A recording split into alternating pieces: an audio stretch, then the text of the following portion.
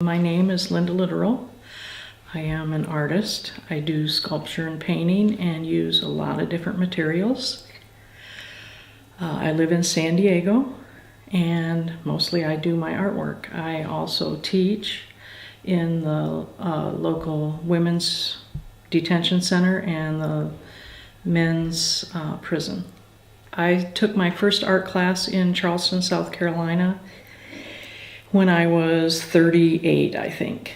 And it just grew from there. I learned how to work with porcelain first and loved the material and started doing sculptures and went on to get an undergraduate degree in applied design and then MFA in ceramics.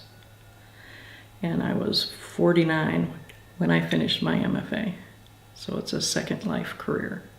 I've always thought beauty was an important element in my life, and I had to have it around me. And I think that being able to have a message and say it through beauty is important to me. Just the physicality of art is attractive to me. I like to use my hands.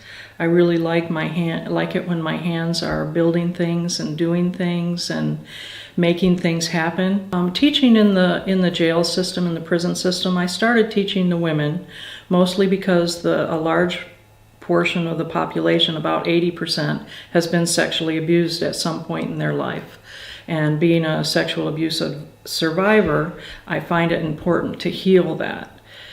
I think it's one of the reasons that they're in jail. I think it's what pushed them towards the things that they did that made them get arrested.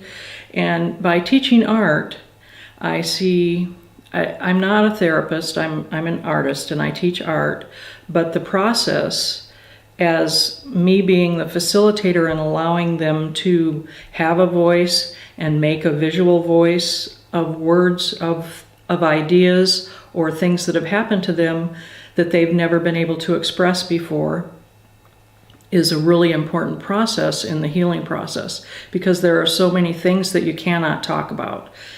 There just aren't words for them. And by taking all that expression and emotion and putting it outside of themselves, where they can look at it outside of their bodies, because your body remembers every single one of those things that have done to you, and it's very hard to process that when it's in your body. But if you can express it with color or line or circles or whatever it is that you allow yourself to put on the paper, you can look at it outside yourself. And if you can look at it outside yourself, it no longer has the power that it had before. And I think that's a really important process in the healing process of sexual abuse.